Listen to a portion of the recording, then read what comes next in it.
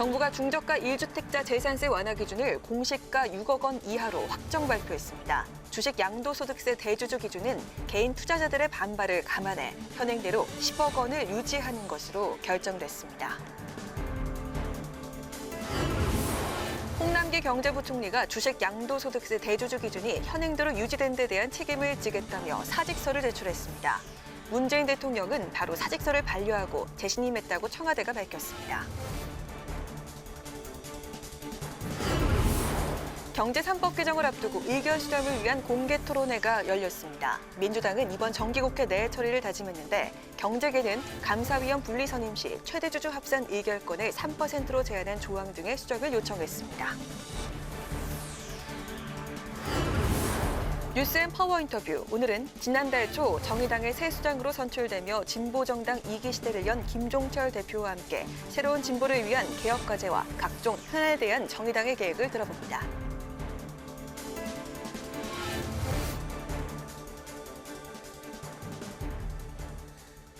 안녕하십니까. 11월 3일 의정 종합뉴스 뉴스엔 시작하겠습니다. 네, 오늘 첫 번째 의정 종합뉴스입니다. 더불어민주당과 정부가 진통 끝에 1주택 재산세 감면 기준을 공시가격 기준 6억 원 이하로 최종 확정했습니다. 공시가 현실화에 따른 세부담을 줄여주기 위한 건데 공시가격은 2030년까지 시세의 90%까지 올린다는 목표입니다.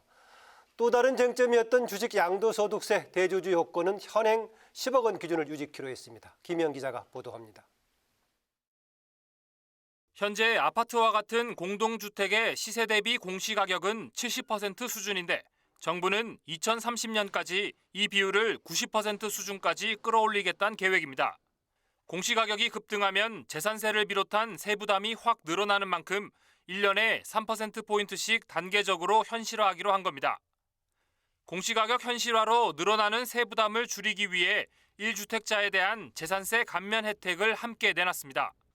민주당은 서울 지역을 고려해 재산세 감면 기준을 9억 원 이하로 주장했지만 지자체 세수 감소 우려와 실효성이 적다는 정부 주장에 부딪혀 당초 정부안인 6억 원 이하로 결론이 났습니다. 이에 따라 내년부터 공시가격 6억 원 이하 1주택자는 0.05%포인트 재산세 감면 혜택을 받을 수 있고 전체 1주택자 중 94.8%인 1,030만 호 정도가 혜택을 받을 것으로 보입니다. 대주주 요건 기준과 관련해선 3억 원으로 낮추려던 정부안 대신 현행 10억 원을 유지하는 민주당안이 받아들여졌습니다. 일단 현행처럼 10억을 유지하는 걸로 고위당정청회에서 결정을 했다는 말씀을 드리고요.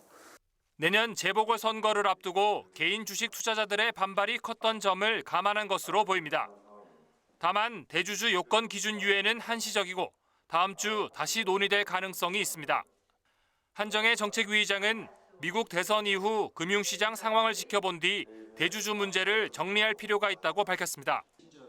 국민의힘은 정부가 공시가격 현실화로 세부담을 늘려놓고는 재산세를 찔끔 감면해 생색을 낸다고 비판했습니다. 그러면서 실질적으로 재산세 부담을 낮추려면 공시가격 9억 원 이하 1주택자에게 최대 50% 재산세를 감면해야 한다며 관련 법안을 발의했습니다. 정의당은 공시가격 현실화를 꺼내놓고 재산세 감면을 추진하는 건 내년 재보궐선거를 의식한 정책 후퇴라고 비판했습니다. 국회방송 김희연입니다. 홍남기 경제부총리가 주식 양도소득세 부과 대주주 기준을 둘러싼 논란에 책임을 지고 사직서를 제출했습니다. 문재인 대통령은 곧바로 반려했는데 여당 내에서도 무책임하다는 비판이 나왔습니다. 국토위에서는 야당이 전세난에 대한 정부 여당의 책임을 지적했습니다. 박지영 기자입니다. 내년도 예산안 심사를 위해 기획재정위원회에 출석한 홍남기 경제부총리. 주식 양도소득세 부과 대주주 기준을 현행대로 10억 원을 유지하기로 한 고위당정청의 결정을 전하며 이에 대한 책임을 지고 물러나겠다고 밝혔습니다. 대주주 기준을 3억 원으로 낮춰야 한다고 주장했던 경제수장으로서 아무 일 없었던 것처럼 지나가기엔 자신이 참을 수 없었다며 사의 배경을 설명했습니다. 제가 현행대로 가는 거에 대해서 책임을 지고 제가 오늘 사의 표명과 함께 사직서를 제출했다는 말씀을 드립니다. 여당 의원들은 당혹스러워하면서 홍 부총리의 사의 표명이 부적절하고 공직자로서도 무책임한 처사라고 비판했습니다. 형식 자체도 대단히 부적절하다는 생각을 제가 하고요. 무책임하게 해석될 수도 있고 유감스럽다는 그런 말씀들을 드리지 않을 수 없습니다. 문재인 대통령은 곧바로 홍 부총리의 사표를 반려하고 재신임했다고 청와대는 밝혔습니다. 국토교통위원회에서는 야당원들이 정부 여당이 밀어붙인 임대차 3법이 오히려 전세난을 가중시켰다고 비판을 쏟아냈습니다. 내용 증명이나 명도 소송이나 국민들에게 그래 마음껏 법대로 해봐라라고 하면서요 서로 살벌한 전쟁터가 됐습니다. 그러니까 임대차 3법 이외에 저는 지옥이 됐다고 생각을 해요. 김현미 국토교통부 장관은 동의하기 어렵다면서 저금리로 풀린 유동성이 부동산 시장으로 몰렸기 때문이라고 주장했습니다. 보다 근본적인 원인은 저희가 코로나를 겪으면서 기준금리가 0.05로 떨어지지 않았습니다. 0.5로. 그러면서 시중의 유동성이 굉장히 많이 몰리면서 전체적으로 전셋값 상승에 결합해서 나타났다 이렇게 보고요. 국토위에서는 또 국회 세종의사당 건립의 필요성에 대해 여야가 공감대를 이룬 만큼 내년도 예산안에 설계비 예산을 증액해야 한다는 주문도 나왔습니다. 국회 방송 박지영입니다. 더불어민주당은 시장 경제를 바로잡기 위해서 공정경제 3법을 이번 정기국회에서 처리한다고 강조했습니다. 하지만 재계에선 경영권 위협 등을 우려하면서 여전히 부정적인데요. 이런 가운데 민주당이 오늘 대한상공회의소와 토론회를 열고 막바지 의견 수렴에 나섰습니다. 홍혜진 기자입니다. 상법과 공정거래법, 금융그룹 통합감독법 등 이른바 경제 3법. 정부 여당의 주장처럼 공정경제를 위한 법일까, 재계의 주장처럼 기업 규제법일까. 민주당은 기울어진 시장경제 질서를 바로잡고 대기업과 중소기업이 동반 성장하기 위한 법이라며 반드시 연내 처리돼야 한다고 주장합니다. 대기업 영업이익이 2.7% 올랐지만 중소기업의 이익은 14.2% 떨어졌습니다. 혼자 가면 빨리 갈 수 있지만 함께 가면 멀리 갈 수 있습니다. 하지만 경제계는 특히 감사위원 분리선출과 대주주 의결권 3% 룰 등이 담긴 상법 개정안은 경영권을 위협할 수 있다며 대폭 수정을 요구하고 있습니다. 해결책이 법뿐인지 규범 또 각종 시행령이나 하부 규정을 고쳐서 우리가 이룰 수 있는 부분은 없는지 고민해 볼 필요가 있습니다. 전문가들의 의견도 엇갈렸습니다. 다중대표 소송제의 경우 소송 남발이 우려된다는 주장과 소수 주주 보호를 위해 필요하다는 주장이 팽팽하게 맞섰습니다. 자회사의 소수주주와 모회사의 소수주주가 대립할 때는 모회사의 소수주주가 자회사의 소수주주 의견을 무시하고도 제소할 수 있다는 게 문제가 돼버리는 거죠. 자회사의 주주나 모회사나 모회사의 주주는 간접 이익을 받게 될 뿐입니다. 과연 그런 것들이 경영권을 침해하는 거라고 볼 수 있는 건지. 재계는 대주주 의결권 3% 룰 등 독소조항 삭제를 요구하고 있지만 민주당은 일부 수정은 가능하지만 폐기엔 난색을 표하는 것으로 알려졌습니다. 민주당이 경제계 반발과 우려를 불식시키고 경제 3법을 연내 처리할 수 있을지 주목됩니다. 국회 방송 홍혜진입니다. 베트남을 공식 방문 중인 박병석 국회의장이 현지 시간으로 오늘 쩐반뚜이 배안의원 친선협회장을 만나 한국 기업들에 대한 보다 적극적인 지원을 당부했습니다. 한도영 기자입니다. 박병석 국회의장은 쩐반뚜이 배한의원 친선협회장과 회동을 갖고 양국 간 협력관계 증진을 위한 역할을 당부했습니다. 박 의장은 어제 응우옌 푸종 당서기장 겸 국가주석 등 베트남 지도자들과 연쇄회동에서 양국 관계를 한 단계 격상하는 데 원칙적으로 동의하는 성과가 있었다고 밝혔습니다. 다만 세무조사 등 한국 기업들이 베트남에서 겪는 어려움은 여전하다며 한국 기업들에 대한 보다 적극적인 관심을 기울여달라고 당부했습니다. 하나는 세무조사, 통관 지연, 그리고 환경기준 이런 문제들이 해결된다면 더 많은 투자와 많은 인력을 고용할 수 있을 것이고 이 자리에서 박 의장은 한 베트남 의원 친선협회가 올해 안에 발족할 예정이라며 초대 회장은 여당 중진 의원이 맡게 될 거라고 말했습니다. 이어 베트남 동포들을 격려한 박 의장은 방역과 경제를 모두 성공시킨 양국이 아시아뿐 아니라 세계에서도 모범이 될 거라고 평가했습니다. 또 베트남은 앞으로 더 중요한 나라가 될 거라며 베트남 동포들은 지금까지의 개척자 역할을 넘어 확장자 역할을 하게 될 거라고 강조했습니다. 박 의장은 현지 시간으로 내일 호치민 당서기로 회동하고 4박 6일간의 베트남 순방 일정을 마칠 예정입니다. 국회 방송 한도영입니다.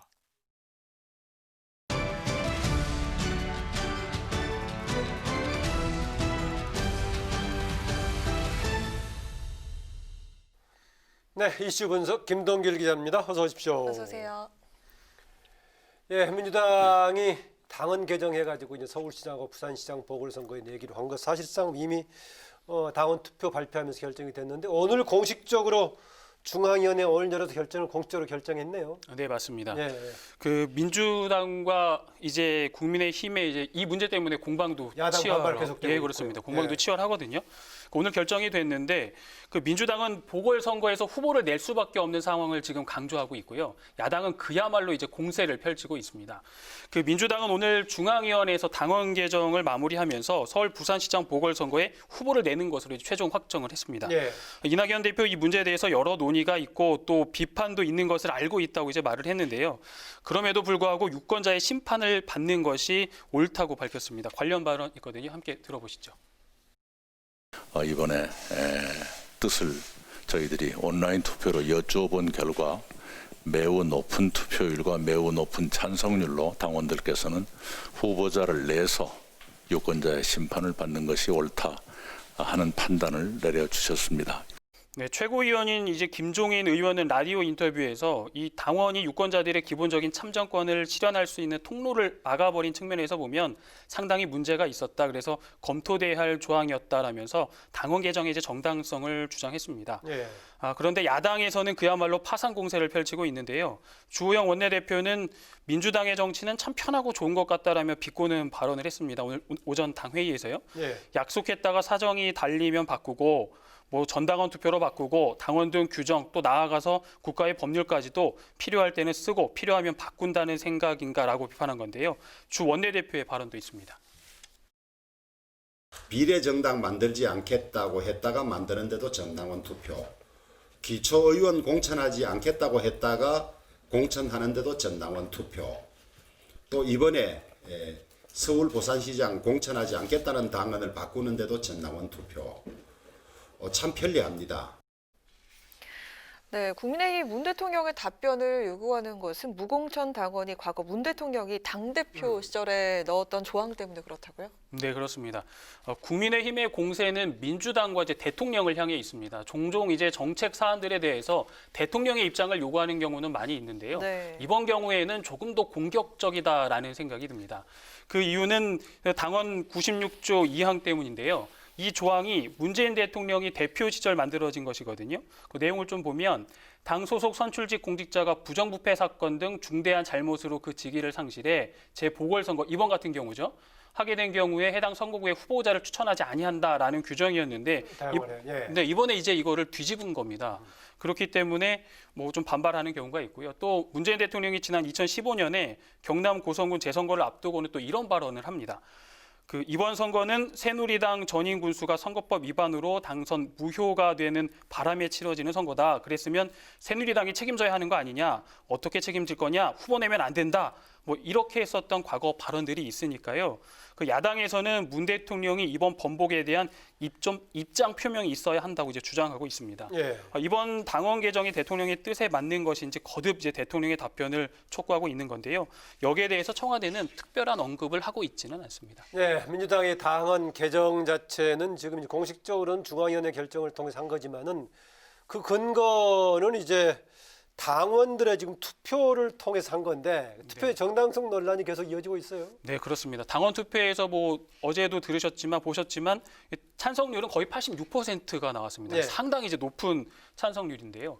하지만 이제 투표를 보면 그 민주당 권리당원 가운데 26% 정도밖에 참여를 안 했거든요. 네.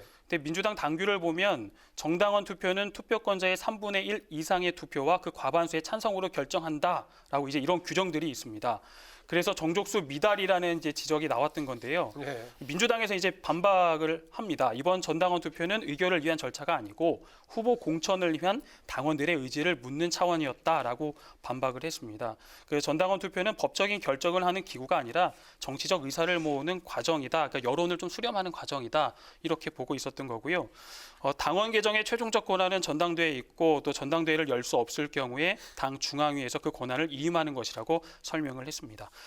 이제 여야 모두 어떻게 보면 이제 본격적인 경선 준비에 속도를 낼 것으로 보입니다. 정리가 돼서 당원을 개정한 민주당은 후보 공천을 위한 선거 기획단을 이번 주에 출범한다는 계획이고요. 또 후보자 검증위도 조기 가동해서 엄격하게 검증하겠다고 밝혔습니다. 국민의힘은 조금 앞서서 경선 준비를 발족을 했었거든요. 지난 30일 부산에서 공청회도 개최를 해서 시민들의 의견을 수렴하는 등 경선 룰 작업에 들어갔습니다. 여야가 속도를 내고 있는데 이제 제일 궁금한 거는 어떤 후보가 나올지에 대한 후보군이거든요. 어느 때보다도 이번 선거는 높은 도덕성을 요구하고 있는 만큼 어떤 후보들이 서울과 부산시장 후보에 나올지 좀 지켜봐야 되겠습니다. 네, 당의 결정이니까 당이 알아서 할 얘기는 합니다만은 당원들의 의견 수렴이라고 했는데 용어는 당원 투표라는 용어를 썼기 때문에 야당에 좀 공세의 여지를 조금 남겼던 것이 아닌가 그렇습니다. 이슈 분석 김동규 기자 수고했습니다. 고맙습니다. 네, 최근 중고거래 애플리케이션에 아이를 20만 원에 입양 보내겠다는 글이 올라왔습니다. 경찰 조사 결과 미혼모가 입양 절차 상담을 받다가 화가 나서 글을 올린 걸로 알려졌는데요. 오늘 국회 토론회에서 미혼모 보호와 입양 절차 개선 방안이 논의됐습니다. 강민지 기자입니다. 36주 된 아이를 입양한다는 글이 한 중고거래 어플리케이션에 올라왔습니다.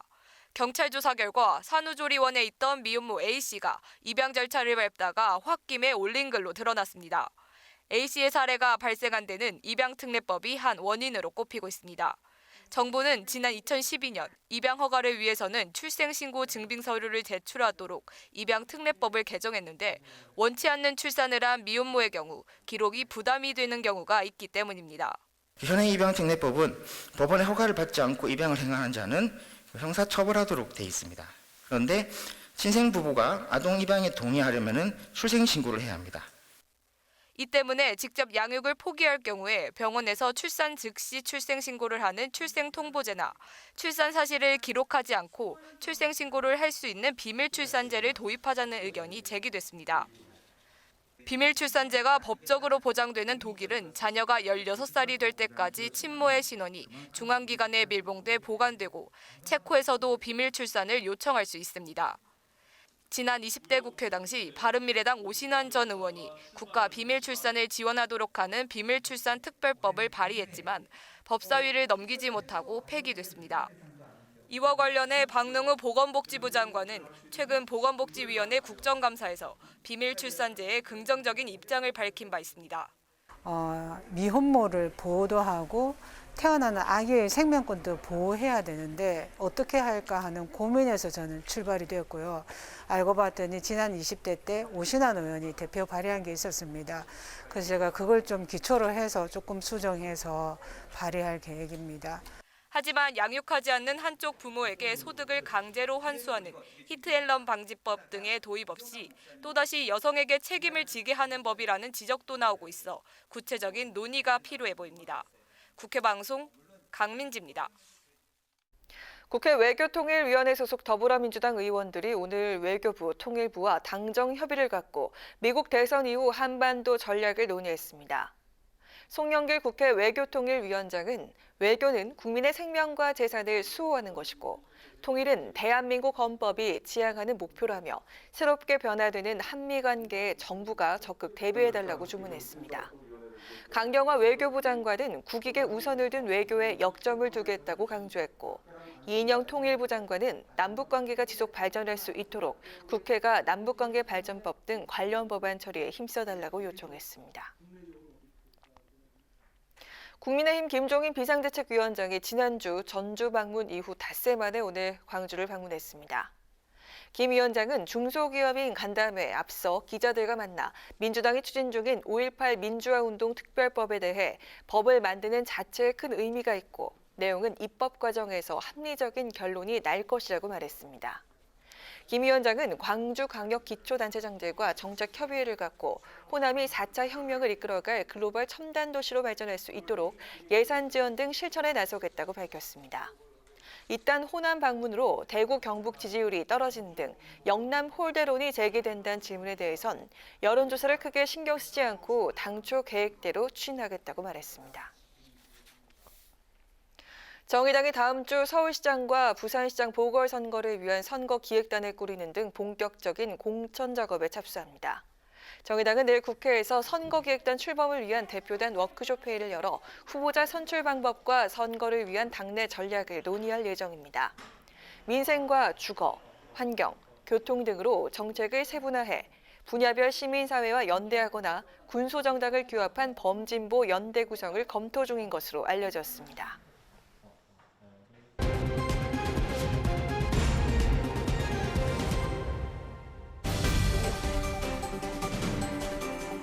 사람들의 시선을 끈 오늘의 정치 뉴스 강아랑의 정치톡 시간입니다. 11월 3일 첫 번째 정치톡 만나보시죠.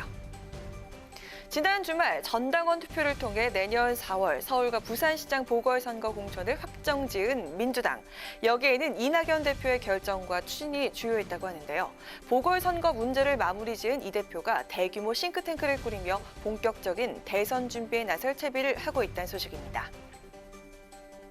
더불어민주당 이낙연 대표가 내년 3월 출범을 목표로 대선용 싱크탱크를 준비 중인 것으로 알려졌습니다. 최근 이 대표 쪽 인사들이 연대와 공생이란 싱크탱크 예비 모임을 꾸렸다고 하는데요. 이 대표가 전남지사와 국무총리 시절 공부 모임을 확대 재편한 연대와 공생은 현재 임의단체 성격이지만 내년 3월 이 대표가 대표직에서 물러나면 법인으로 전환해 이사진을 꾸리고 정식 싱크탱크로 확대 전환한다는 구상입니다. 이낙연 싱크탱크는 경제, 사회, 정치, 국민건강, 과학기술, 외교, 안보 6개 분과로 꾸려지는데요. 분과별로 소장과 간사를 둬 연구 실무를 총괄시키는 방식으로 운영할 계획인 것으로 알려졌습니다. 현재 싱크탱크 예비 모임인 연대와 공생의 대표는 김경수 성균관대 명예교수가 맡고 있고 이근 서울대 경제학부 교수, 최은열, 신경민 전 의원 등도 관여하고 있는 것으로 전해졌습니다. 또 이 대표가 총리 시절 장관을 지낸 관료 출신들도 일부 합류할 것으로 알려졌는데요. 싱크탱크 참여 인사들의 면면과 관련해 이념으로는 중도 성향의 문재인 정부 들어 행정부나 각종 위원회의 중요 직책에 등용되지 않은 학계 인사들로 일부는 이 대표와 호남 인맥으로 연결된 것 같다는 게 정가의 분석입니다. 최근 민주당 내에서는 이낙연 대표의 싱크탱크뿐 아니라 당내 최대 계파인 친문계 의원들이 대거 참여하는 매머드급 싱크탱크도 이달 중순 발족을 앞두고 있는데요. 여당 내 세력화가 1년 4개월 앞으로 다가온 대선 전국 지형에 어떤 영향을 줄지 지켜봐야겠습니다. 이어서 오늘의 두 번째 정치톡입니다. 21대 국회 개원 전부터 제1야당 초선 의원들이 보수의 길을 모색하기 위해 활발한 정책 연구 활동을 이어오고 있는 공부 모임이죠. 명불허전 보수다. 특히 당파를 초월해서 여러 정치인과 화제 인물들을 초청해 특강을 진행해오고 있는데요. 얼마 전 민주당을 탈당한 금태섭 전 의원이 이 모임에 연사로 참석한다는 소식이 전해져서 눈길을 끌고 있습니다. 국민의힘 초선 의원들이 금 전 의원을 초청한 이유는 무엇일까요?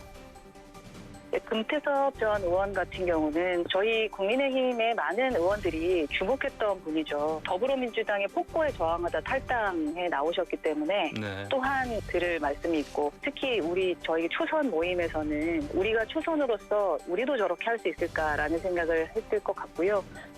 오늘 아침 한 라디오 방송에 출연한 국민의힘 허은하 의원은 금태섭 전 의원에 대해 국민의힘에서 주목했던 인물이라며 여당 내 야당으로 자신의 목소리를 크게 냈던 초선이라고 평가했습니다.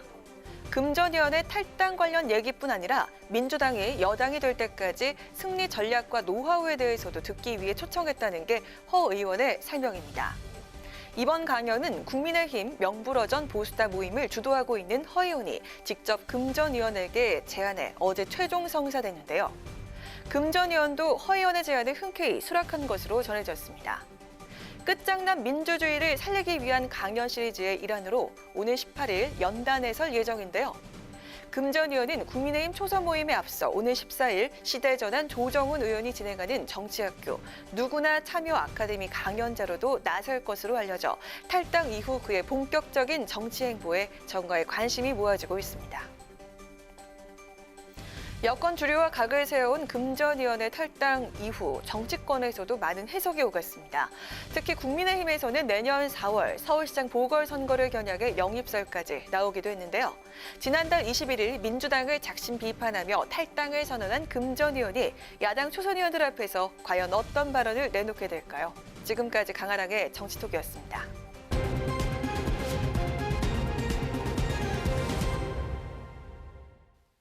네, 최근 재산세 과세 기준과 주식 양도소득세 대주주 요건에 대해서 이견을 보여왔던 당정이 경론 끝에 결론을 도출하고 합의했다는 소식 앞서서 전해드렸는데요. 이번 발표에 대한 평가와 내년 또 서울시장과 부산시장 보궐선거 있죠. 이 민주당의 공천 관련 입장, 더불어민주당의 박성현 상근부대변인 연결해서 얘기 나눠보도록 하겠습니다. 안녕하세요. 예, 안녕하십니까. 박성현입니다. 네, 지금 제가 얘기했다시피 오늘 당정 협의 결과 재산세는 정부 안대로 그대로 공시가격 6억 원 이하 이제 인하하기로 했고 주식 양도소득세 이 기준은 이제 여당 안대로 기존의 10억 원을 유지키로 했습니다. 당정이 이견을 보였던 부분 정리하긴 했는데 어떻습니까? 당내 반응이나 이 결과에 대한 평가는 어떻습니까? 예, 오늘 오후에 이제 다 전해진 소식이고 사실 그동안 이제 여러 가지 안들이 충분히 논의가 되어 왔기 때문에 예. 내일 한번 여러 가지 의견들을 좀 더 들을 수 있을 것 같습니다. 근데 일단 이 두 개의 정책 자체가 과세 형평 차원에서 논의가 출발한 거 아닙니까? 예. 예. 근데 현실화도 있고요. 예. 예. 근데 이제 부동산 시장하고 주식 시장이 각각 시장 자체가 다르기 때문에 이 두 시장에 어떤 영향을 줄지에 대해서 좀 조금 다른 판단을 한 것 같습니다. 예. 둘 간에 서로 다른 판단했고 반응은 조금 더 내일까지 지켜보겠다 이런 얘기를 하신 것 같습니다.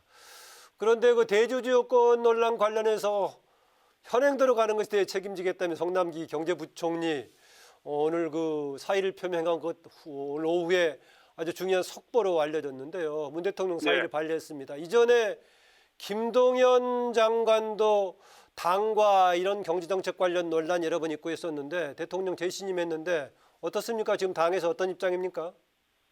예, 사실 이제 오늘 기재위에 홍 부총리님이 들어가면서 청와대 대변인 발표를 모르고 들어가시는 바람에 약간 오해는 생겼는데 정확한 사실은 이렇습니다. 오늘 국무회의 직후에 대통령께서 홍 부총리님이 면담을 했습니다. 예, 그 자리에서 이제 사의를 표명하셨는데 바로 그 자리에서 대통령께서 격려하시면서 재신임을 이제 확인하신 거죠. 사의를 반려하고. 그런데 이제 홍 부총리님이 기재회에 들어가서는 이 사실을 이야기를 하지 않았죠. 왜냐하면 인사권자를 이제 존중하는 의미에서 그리고 이제 그 시간에 청와대 대변인실에서는 반려 사실을 공식 발표를 한 겁니다. 약간 이제 그런 시차 때문에 오해가 생겼는데. 어쨌든 정확한 이제 팩트는 사의 표명을 했지만 반려하고 재신임했다. 이게 최종 상황입니다. 그 자리에서 사의 표명하고 그 자리에서 반려했다라고 하기에는 이렇게 보도가 될 정도면은 상당히 상황 진전에 대한 홍 장관의 뭔가 불만도 좀 컸고 뭔가 좀 아쉬움이 있었나 보네요. 아무래도 지속적으로 이렇게 추진해 왔던 부총리님 또는 이제 정부의 안인데 이게 아무래도 이제 당정 협의 과정에서 애초에 본 취지에 대해서 우리는 항상 정책에서 사이드 이펙트를 생각해야 되지 않습니까? 예, 그래서 이제 주식 시장에 주는 충격 이런 것이 부동산 시장과 또 좀 다르기 때문에 그에 대해서 이제 당 입장을 좀 이렇게 많이 고려가 된 것 같습니다. 예. 마지막으로 보궐선거 관련 좀 질문을 드리겠습니다. 당에서 오늘 중앙위원회 통해서 최종 결정했죠. 예, 당헌 했습니다. 개정을 통해서 내년에 서울시장, 부산시장 이제 보궐선거에 이제 후보를 내기로 결정을 했는데, 야당은 보수 진보를 떠나서 공이 지금 상당히 강하게 공격을 하고 있습니다. 이 중에서 특히 이제 낮은 투표율 얘기하고 있는데요. 당에서는 이게 투표를 통한 결정이 아니라 의견 수렴 과정이었다라고 얘기합니다만은 표현이 당원 투표라고 했거든요. 어떻습니까? 예. 이전에도 당원 투표를 많이 했었죠. 예. 제일 가깝게는 비례정당 문제에 대해서 투표를 했었고요. 그때 항상 당원 투표, 전당원 투표라는 용어를 썼습니다. 예. 근데 그때마다 항상 이전에도 전당원 투표는 투표율이 20% 후반대에 머물렀어요. 예. 유일하게 지난번에 비례정당 문제에 대해서는 30%를 딱 찍은 거죠. 예. 그래서 이번에 26%의 투표율은 적은 투표율이 아니고요. 예. 그다음에 또 하나는 잘 아시겠지만은 이 당헌 개정 문제는 중앙위원회에서 결정할 수 있는 겁니다. 네, 그러겠죠. 그리고 더 근본적으로는 당 대표의 결단으로 할 수 있는 것이고. 예. 그래서 이번 문제도 사실은 이낙연 당 대표의 결단이죠. 이 당헌을 개정하고 번복하는 문제는 이러나 저러나 욕먹는 문제 아닙니까? 예, 예. 그래서 이제 당 대표님이 회피하지 않고 결단을 내리신 거고. 예. 그것을 당원들에게 동의를 구하는 절차. 네. 이것은 이제 당내 민주주의 일환으로 절차를 거친 것이고, 그것이 이제 당규 38조에 나와 있는 당원들의 요청에 의한 전당원 투표하고는 다른 것이기 때문에 네. 그 유효성이나 이런 부분에서는 전혀 문제될 것이 없다고 생각합니다. 알겠습니다. 그러니까 기존에도 당원들의 의견 수렴 절차를 대체로 그냥 당원 투표라는 용어를 썼다, 이제 그 얘기네요. 예, 그렇습니다. 네, 오늘 말씀 여기까지 듣겠습니다. 고맙습니다. 네, 감사합니다. 네, 지금까지 더불어민주당의 박성현 상근 부대변인이었습니다.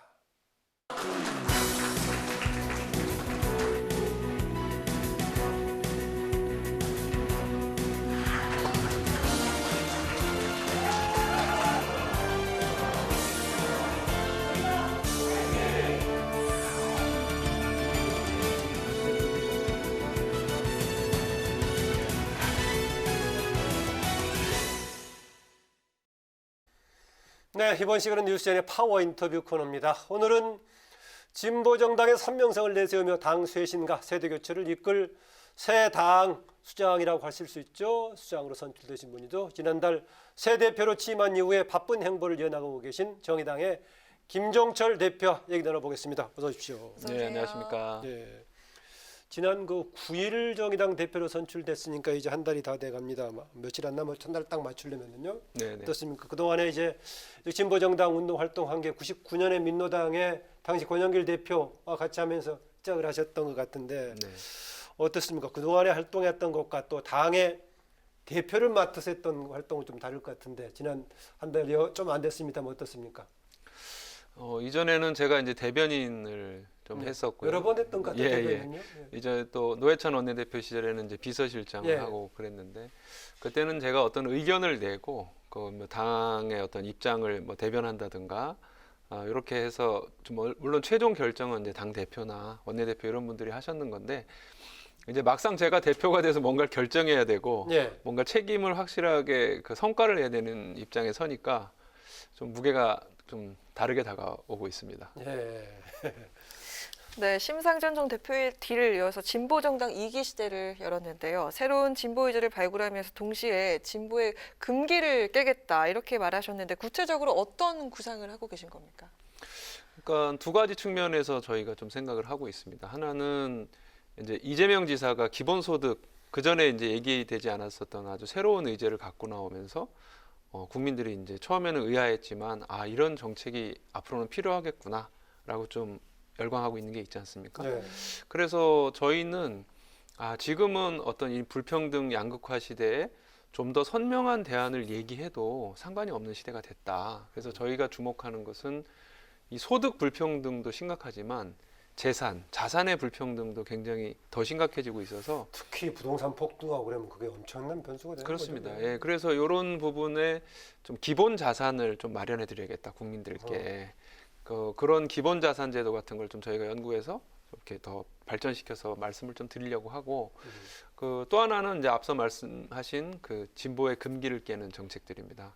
대표적으로 이제 현재 연금 문제가 이제 많은 국민들의 관심의 사항이 돼 있는데 대표적으로는 공무원 연금, 사학연금, 군인연금의 적자가 매년 쌓이고 있고 그리고 노후 측면에서 봐도 이렇게 굉장히 좀 국민연금하고 비교해 보면 좀 많은 그 차이가 나거든요. 그래서 이러한 특수연금들을 국민연금으로 이제 통합해 가면서 그 노후도 좀 더 공평하게 하고 나라의 재정 적자도 좀 줄여나가는 이런 거를 좀 금기를 깨듯이 좀 얘기해야 된다. 그 통합 주장은 상당히 주목을 받았던 것 같아요.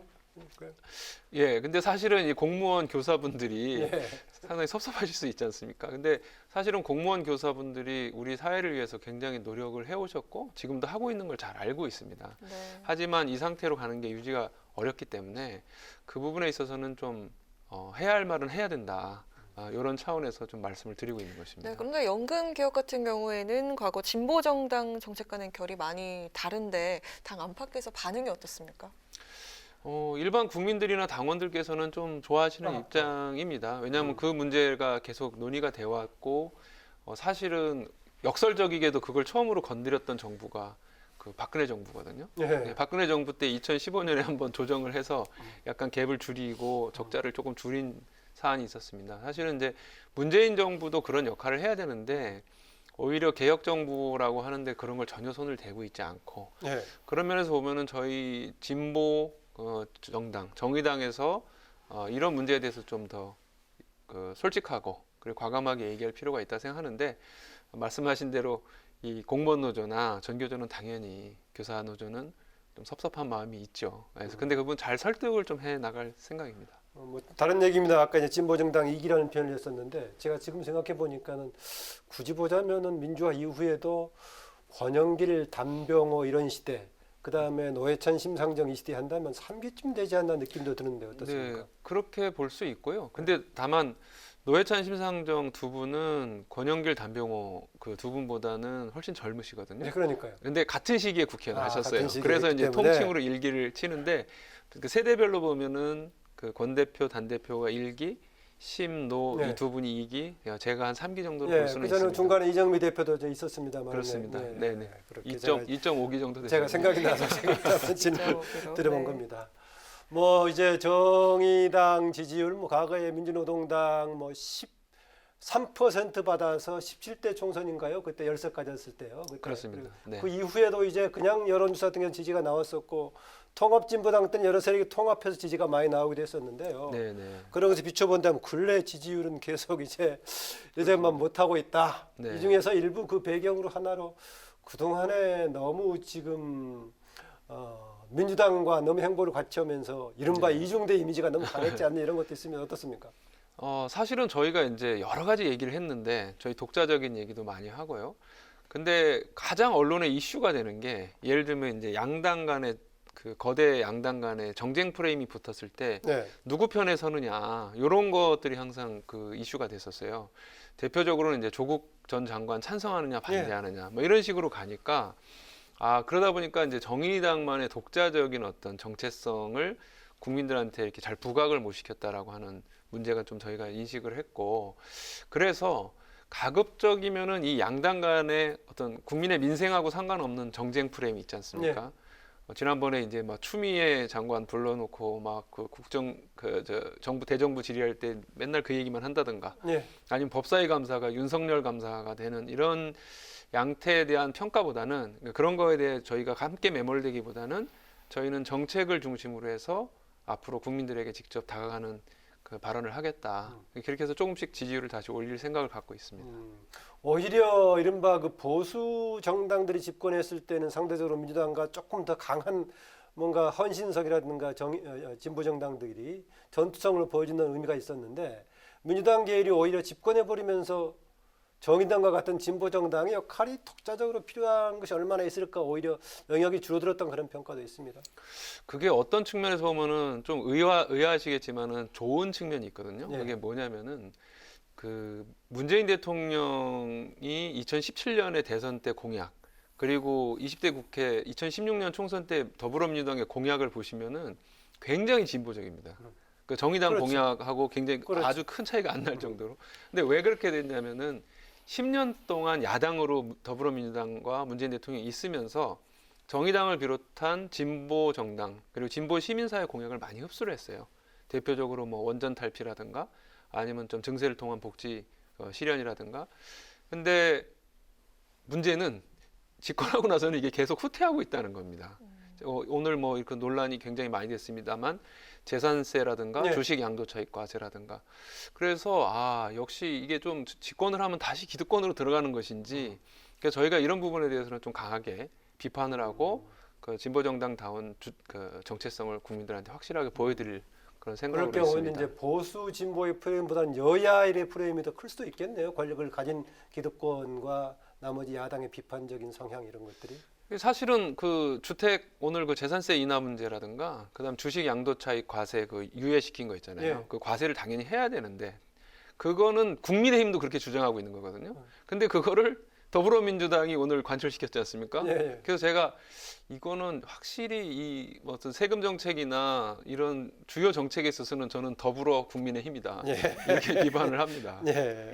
네, 또 민주당이 내년 4월에 서울과 부산시장 보궐선거에 후보를 공천하기로 한 것을 두고서 정의당이 비판적인 입장을 내놨는데 일단 어떤 이유인지 궁금합니다. 먼저 입장 들어보겠습니다. 예, 사실 정당이 뭐 서울시장, 뭐 부산시장 이런 내는 거에 대해서 후보 내는 거에 대해서 다른 정당이 비판할 수는 없는 건데 예, 예. 저희가 비판하는 핵심은 다 알려졌지만 그 문재인 대통령이 이제 당 대표 시절에 보궐선거를 만든 그 책임이 있는 정당은 후보를 내지 않아야 된다. 그래서 그걸 당원 당규에 규정했지 않습니까? 예. 그럼 그걸 한 번이라도 지켜야 되는 거죠. 그리고 그 이후에 지킨 적이 없습니까 지금까지? 예, 제가 알기로는 없습니다. 그리고 이번 사건이 일어난 배경은 부산에서 오거돈 시장의 성비위 그리고 본인도 인정을 했고 재판도 이제 들어간 것이고 박원순 시장은 그것을 본인께서 인정하지는 않았지만 또 이렇게 생을 마감하셔서 네. 피해자가 있고 그래서 요거에 대해서 이제 더불어민주당이 사과를 했지 않습니까? 그렇다면 자신들의 책임으로 치러지는 이 선거에 최소한 당원 당규를 지키려는 모습을 보여야 되는데 전혀 그렇지 않단 말이죠. 그러면 당연히 이제 저희로서는 비판할 수밖에 없고 특히 여성 단체라든가 뭐 이런 곳에서 굉장히 많은 비판이 나올 것으로 알고 있습니다. 네, 정의당도 후보를 낼 예정이잖아요. 네, 그렇습니다. 혹시 단일화 여지는 염두에 두고 있지 않습니까? 염두에 두지 않고 있습니다. 과거에 그동안 2010년 지방선거 때 보자면 득도되기도 하고 오히려 이제 네. 독자적인 기반을 약화시키는 것이 되기도 했는데 앞으로도 좀 이렇게 뭔가 그런 전략을 고려를 하실 겁니까? 안 하실 겁니까? 저희가 단일화를 했던 것이 대표적인 사례가 2012년에 심상정 후보가 그 진보정의당 후보로 나왔다가 문재인 후보 지지하고 사퇴한 적이 있었습니다. 이게 단일화 있는데 그때는 이명박 박근혜 정권 시절에 엄혹한 시절에 어떤 이거 좀 바꿔봐야 되겠다 해서 같은 야당 민주개혁진영 야당으로서 그걸 했던 것이고 지금은 더불어민주당이 중심에 있고 보수 야당으로서 국민의힘 그리고 진보 야당으로서 이제 정의당이 있는 거 아니겠습니까? 예. 그러면 이 상황에서는 저희는 저희 정체성을 가지고 이제 국민의 선택을 직접 받아야죠. 네, 이제 국감이 이제 끝났기 때문에 나머지는 입법 시기이고 또 하나는 예산 국회 이제 진행이 되는데 정의당이 21대 국회 1호 법안으로 이제 중대 재해기업 처벌법 발의해 놓은 상태인데 이제 반대로 이쪽 뭔가 이게 오히려 기업 경영을 위축시킬 수도 있다라고 경영계에서는 이제 지적이 나오고 있는데 대립 중인데 뭐 어떻습니까? 이거 정기국회에서 어떤 거 처리 가능할까요? 아니면은 다른 뭔가 정당이라든가 의원들이 좀 같이 지지를 해줘야 할 건데 상황이 어떻습니까? 지금 조금 저희가 우려하는 것이 이게 기업 경영을 위축시킨다는 얘기는 약간은 그럴 수는 있습니다. 하지만은 그게 이제 대표이사가 노동자들의 안전 문제라든가 이런 걸 책임지지 않으면은 처벌받을 수 있다. 이 조항 때문에 그렇거든요. 예. 근데 우리가 어떤 가치를 우선시할 것인가 볼 때 대표이사가 이거에 좀 위축될 수 있다 이런 부분하고 노동자가 매일 7명 정도씩 죽고 있는데 네. 이 중에서 이 사망률을 줄이는 것 중에 어느 가치를 우선시할 거냐고 국민들한테 다 물어보시면은 네. 당연히 사망률을 줄여야죠. 그래서 이제 저는 그런 어떤 그 기업 경영이 위축되기 때문에 이 법안 처리해서는 안 된다라고 하는 것은 도저히 동의하기가 어렵고 근데 안타까운 것은 민주당 내에서도 이제 뭐 박주민 의원이라든가 우원식 의원이 정의당과 같은 중대재해기업 처벌 그러니까 대표이사의 책임을 묻는 법안을 준비하겠다고 했었거든요. 근데 당론 차원에서는 대표이사보다는 어떤 현장 관리자의 책임을 더 묻는 방식으로 좀 후퇴하는 것을 논의가 또 되고 있다고 그래서 굉장히 우려 섞인 시선으로 좀 보고 있고 그래서 저희 정의당은 좀 더 압박을 할 예정입니다.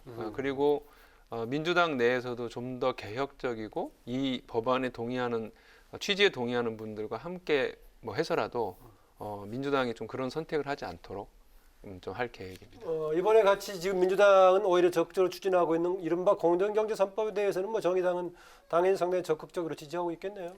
적극적으로 동의하고요. 예. 그런 그 좋은 법은 당연히 동의하는데, 근데 한 가지 빠진 게 있습니다. 이것도 사실은 이런 얘기까지 해야 되나 싶은데, 예전에 민주당이 야당 시절에, 그러니까 박근혜 정권 시절에 내놓은 공정경제 3법에서 좀 후퇴했습니다. 대표적인 것이 어떤 이렇게 재벌 기업들 같이 큰 기업에는 보통 사회이사를 당연히 두게 돼 있는데, 그 중에 하나를 한 명 이상을 노동자 이사, 그러니까 우리 사주 조합에서 추천해서 하게 돼 있는 조항을 갖고 있었는데, 이번엔 그걸 뺐더라고요. 그래서 이것도 이렇게 후퇴하면 안 된다. 저희는 노동자들이 이사회에 한 명 정도는 그러니까 유럽 선진국처럼 들어가 있어야 그 기업이 좀 더 건강하게 경영을 하는지 감시할 수 있고, 또 그것이 노동자들이 이사회에 들어가 있어야 노동조합하고 이렇게 불필요한 마찰을 좀 줄일 수가 있습니다. 그런데 추진하는 쪽에서는 나름대로 빼게 된 또 이유가 있을 거 아니겠습니까?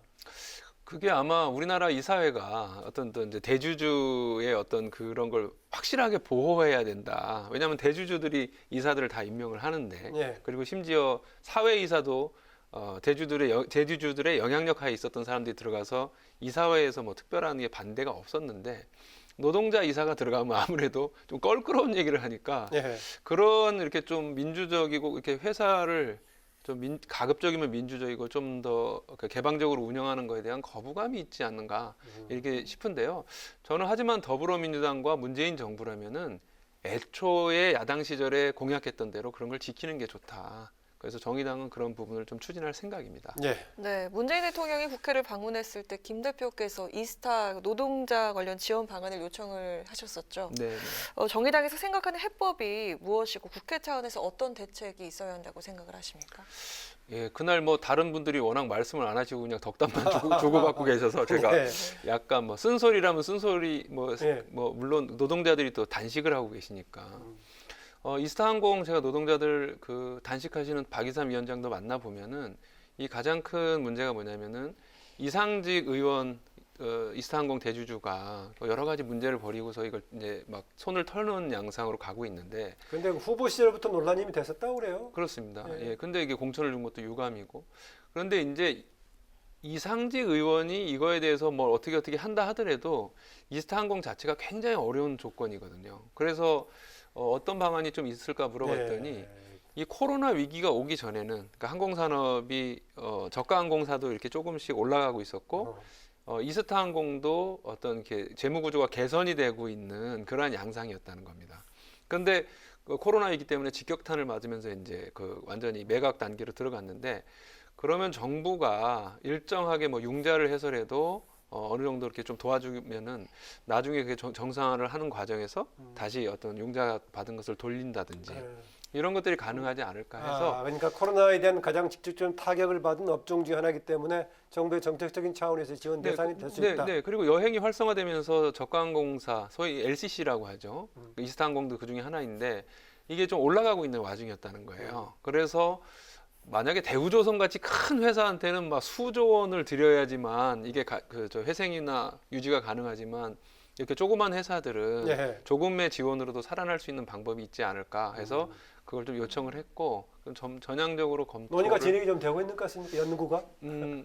그 자리에 함께 계셨던 이낙연 대표께서는 뭐 적절한 매수자가 나타날 수도 있을 것처럼 말씀을 좀 하시면서 좀 대책을 마련 중이다 이렇게 얘기하시더라고요. 그래서 기대를 해보려고 합니다. 네, 진보정당 지난 역사를 보면 원외인사가 당대표를 맡은 게 참 이례적이잖아요. 민주노동당 시절에 김혜경 대표. 네, 그 뒤로는 처음인데요. 그만큼 당원들 기대가 클 것 같습니다. 당대표로서 앞으로의 계획과 목표 듣겠습니다. 네. 제가 당대표를 원외인사인데 하게 됐던 결정적인 이유는 당원들께서 지지를 많이 해줬으니까 됐겠죠. 근데 왜 지지를 했냐 보면은 저는 좀 파격적이고 선명한 진보를 내세워도 지금 국민들이 받아들일 준비가 돼 있다. 그렇기 때문에 과감한 얘기를 하고 금기를 깨는 얘기를 하겠다는 생각을 하고 있는데, 국민 여러분들께도 그런 걸 통해서 더 많은 정의당의 가능성을 보여드릴 테니까 좀 많은 관심과 지지를 좀 부탁드리겠습니다. 예, 선명한 진보 정당 노선을 강하게 대표로서 이끌어가겠다 그런 얘기였네요. 네, 그렇습니다. 예, 오늘 말씀 고맙습니다. 네, 고맙습니다. 감사합니다. 예, 뉴스N의 파워 인터뷰 지금까지 정의당의 김종철 대표와 함께했습니다. 네, 내일은 오늘보다 더 추워지겠는데요. 철원의 아침 기온이 영하 7도, 서울도 영하 1도까지 떨어지겠습니다. 강한 바람에 체감 온도는 더욱더 낮아질 것으로 보이는 만큼 두꺼운 옷차림 잊지 마시길 바랍니다. 네, 겨울 초입처럼 많이 추워지네요. 오늘 뉴스는 여기까지입니다. 시청해주셔서 고맙습니다.